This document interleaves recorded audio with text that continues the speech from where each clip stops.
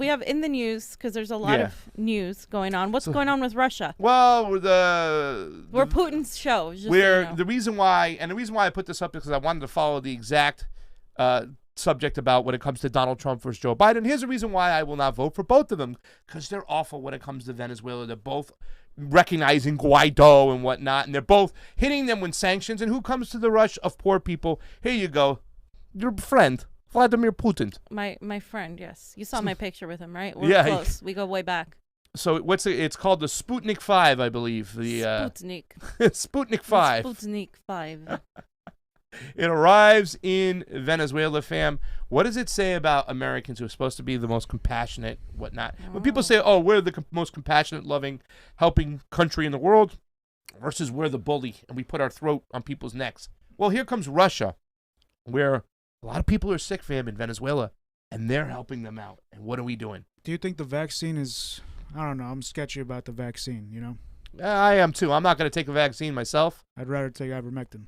I'd rather take ivermectin too, Johnny, and take my chances. But that's me. I've had my life of living of like, I don't really take a lot of westernized medicine to get rid of anything I've had, whether it be my rosacea or anything like that, because I believe in building an immune system. You know what I'm saying? And that's a right-wing thing to say, Pasta. I thought right-wingers are against vaccines, though, too. Yeah.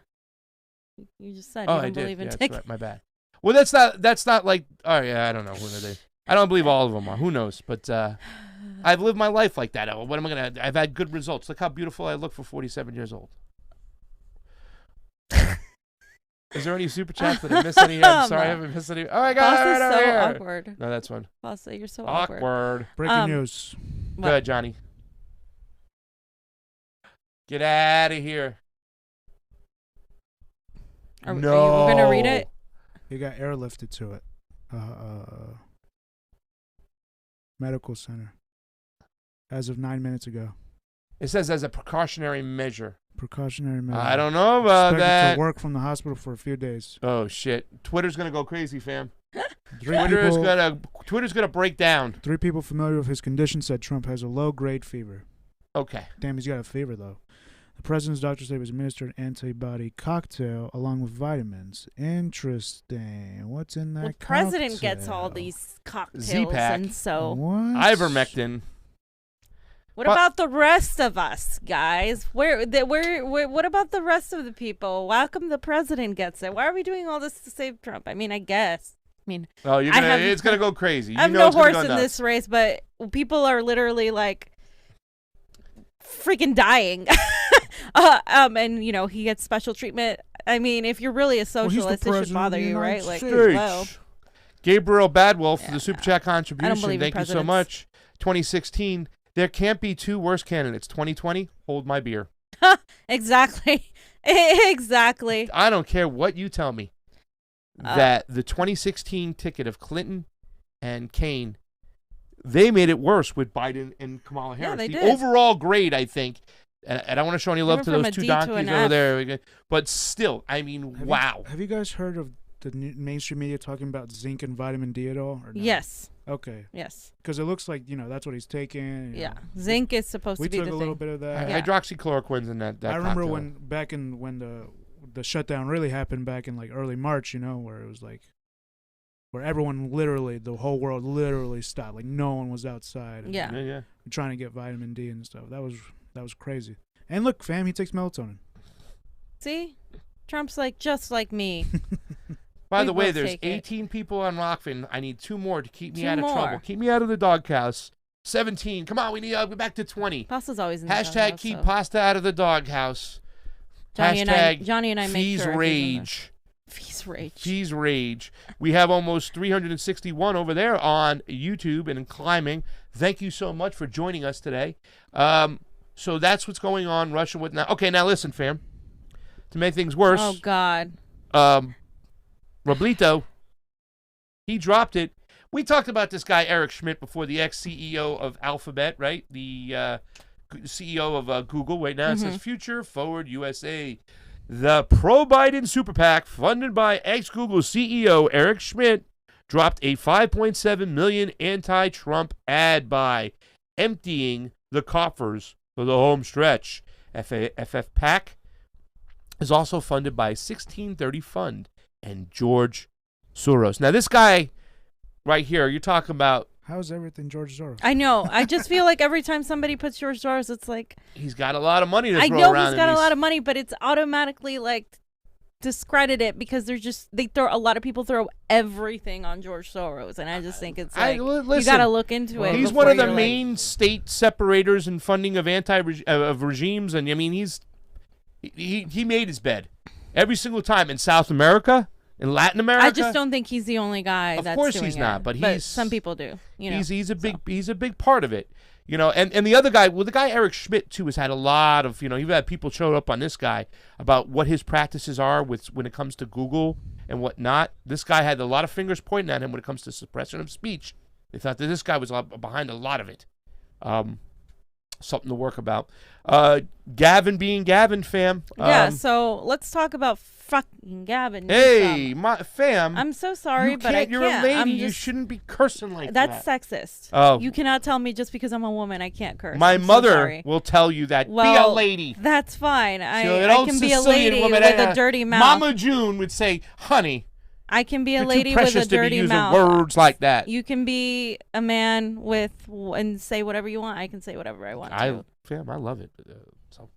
Okay. When you get raging fee, it's the best time. So another reason why Democrats in California are basically Republicans, just in case you guys didn't know, Gavin Newsom has also rejected and given people the extra $100 to match the $300 of federal unemployment money, but he has given money to contractors, developers, and has also issued fracking permits. So Josie Huang posted that Gavin Newsom just vetoed a bill passed by legislators to protect reporters who cover protests. What? It would have barred law enforcement from, quote, intentionally assaulting, interfering, or obstructing these duly authorized representatives. It was SB 629. The Republicans are bad, aren't they? SB these are Democrats. 629 would have been a great signal for Newsom to send to California and said he stands up for the First Amendment.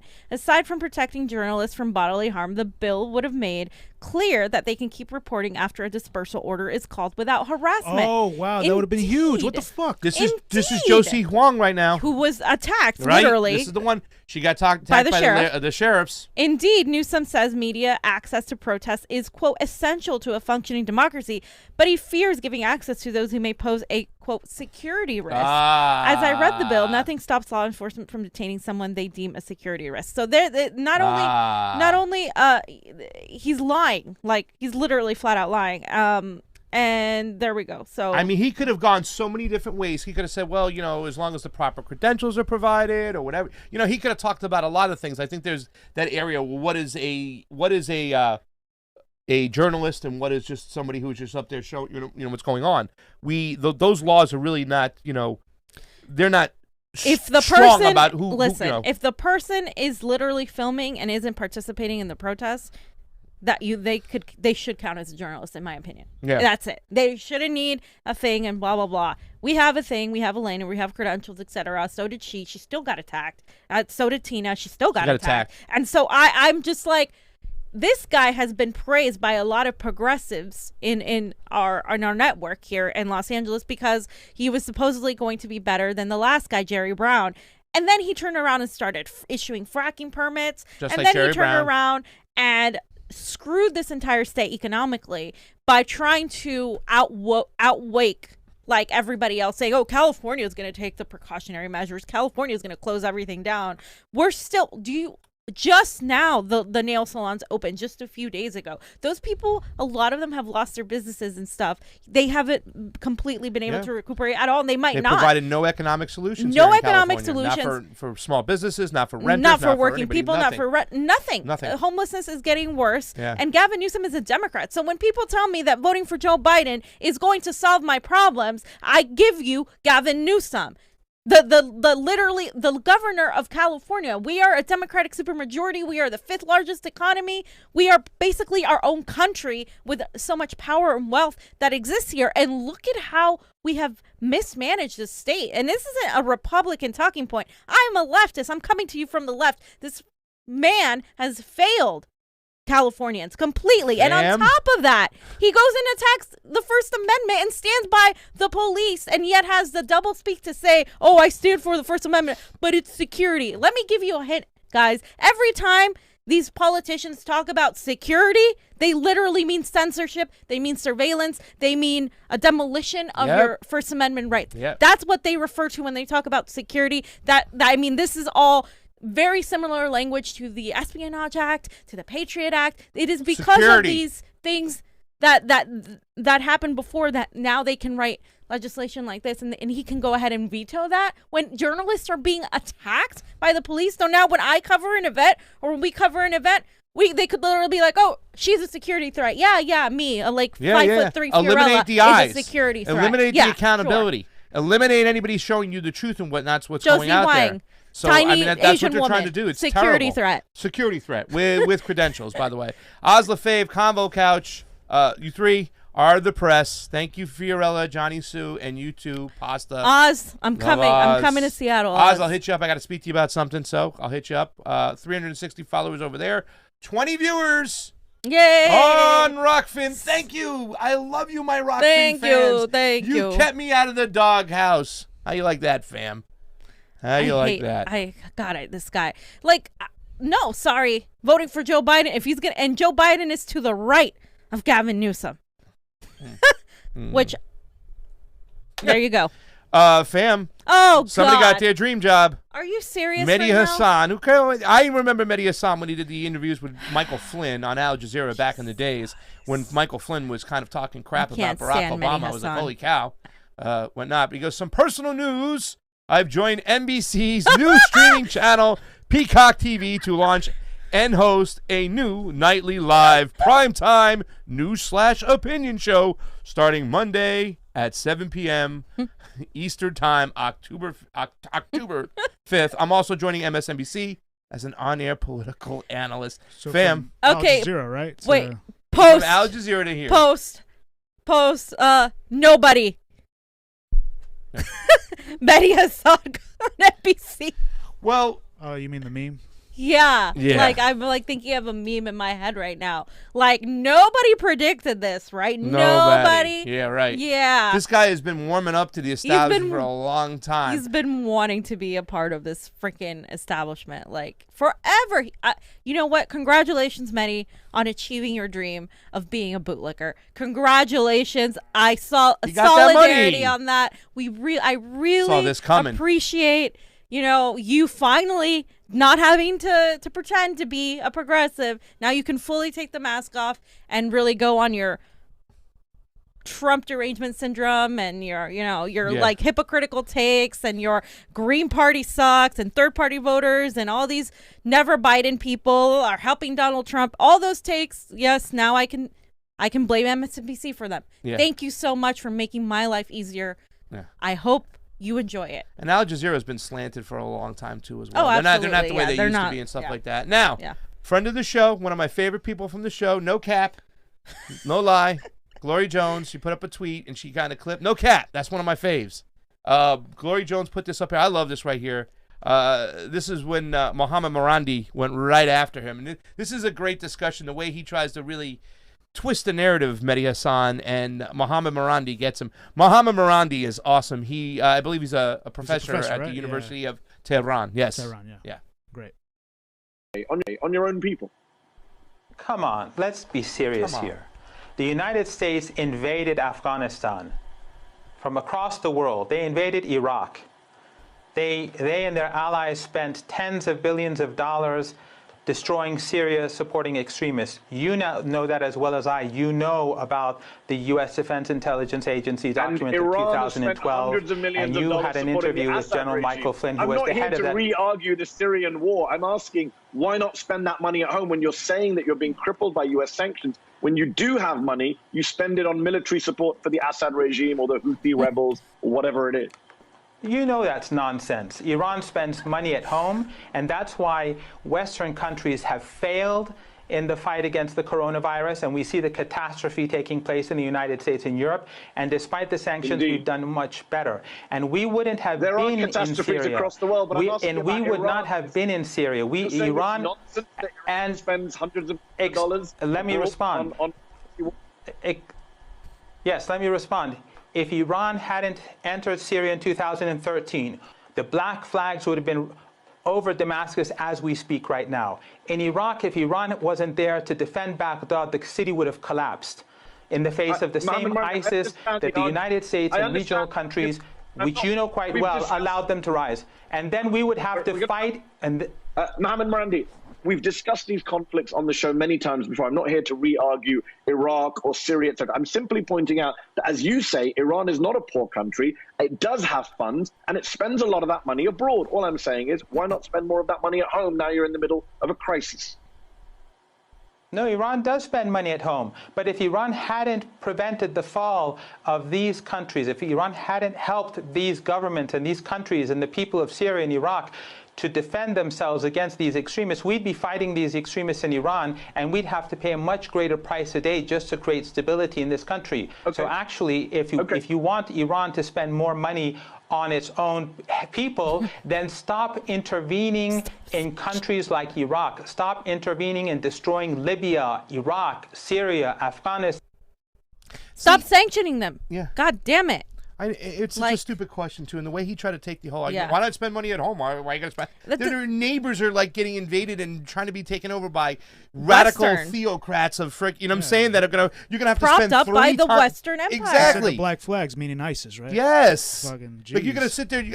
Let me guess. If they take over Syria and they get all the oil and everything like that, you're not going to have to spend money three times as much. But Assad. But the Syrian chemical weapons attack was so fake. Disingenuous. Was fake. There was Mehdi ample Hasan. proof it was fake. So now we need to, all these people like him absolutely need to go and apologize for spreading this false conspiracy theory. Just like Russiagate is a conspiracy theory, so were the Syrian chemical attacks. Okay, saying like this is they get to spread conspiracy theories, then they turn around and try to censor people like the QAnon. I don't agree with the QAnon, but how are you going to censor QAnon as conspiracy yet continue perpetuating conspiracy like Russiagate? Yeah. I mean, don't look be at a Murphy. hypocrite. Mr. Don't Murphy, be a hypocrite. Senator Murphy is saying that surrogate Putin is going to be calling shots for the next 2 weeks now. Come on. Like, that's not far-fetched and stuff like that. It's just a load of poo-poo all over the place. God. And it's just such beast. But it's perfect for MSNBC. It's absolutely Mehdi on Hasan point. is perfect for MSNBC. Absolutely on Glory point. Jones, congratulations. No cap. You're one of my faves. Yeah, that's why. Yeah. All right, last one. Raw footage in the Caucasus regions, Johnny, that we learned the Caucasus region. Not Eastern European, not Armenia and Middle East, Azerbaijan. the Caucasus regions. Armenia and Azerbaijan are still going at it, fam. Little footage this morning just to show you what's going on. This situation is still not settled. The situation is still not okay. I don't know. I'm about to start calling my representative to start. My Armenian friends post about this, which is interesting. This is yeah. You know what I'm saying? And once again, the region that they're fighting over and they're having issues with, disputed, is a predominantly Armenian area. You know, Orthodox Christians that live over there. And what does Azerbaijan really want with the region? What is really something that's victory for them and for their Turkish allies? Mark Sloboda said it could be a form of just ethnic cleansing and get them in that area, get them out of that area. And we don't see that happening. So this is still a situation that can spiral out of control. NATO can be pulled into it now that Turkey's taken the position of just strictly backing Azerbaijan and sending jihadists there. So it's something we have to pay attention to. We will be talking to Mark Sloboda about it to get the inside information, fam. Here is the weaponry inside the region. Nagorno-Karabakh.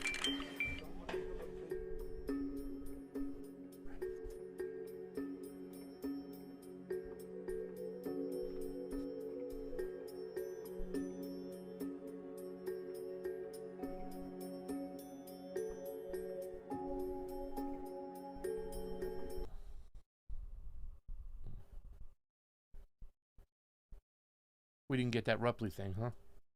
We did, but I thought it was Rupley. You're right, it is. My bad. It was a Rupley one.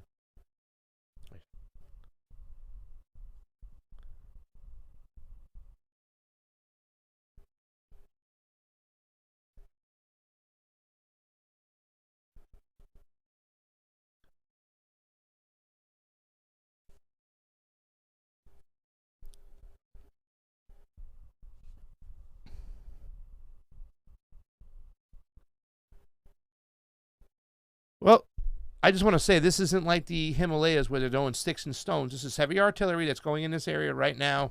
It has not eased down. You can see it's just picking up. This was from today.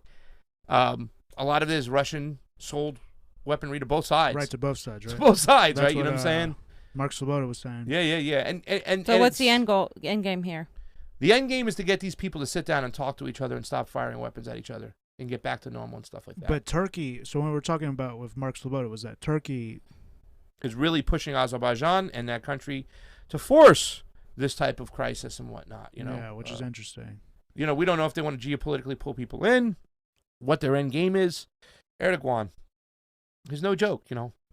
The guy is no joke, you know. Yeah. And Mark Sloboda said that this situation had been planned weeks in advance. Mm-hmm. Weeks in advance. Mostly about, you know, once again, we talk about like a guy who wants to reinstore the Ottoman Empire, that is Erdogan. You know what I'm saying? Yeah. And we don't know what his motives are or whatnot. If it's to geopolitically pull people in again, you know, his screwery or his tactics in Syria were no bueno too as well. So stay tuned, pay attention, keep watching. The best thing that can happen is what Russia is pushing for. Sit down, let's stop, let's talk. Armenia, Azerbaijan, let's come to the table. Let's stop firing weapons. But you can see, fam, this is no joke. Mm-hmm. This ain't sticks and stones. This is heavy artillery here, and people are going to die and die at a high rate. A lot of people who died last time they had a conflict were mostly civilians. So just pray for Azerbaijan and Armenia that they come together and find some peace. Yeah. Well,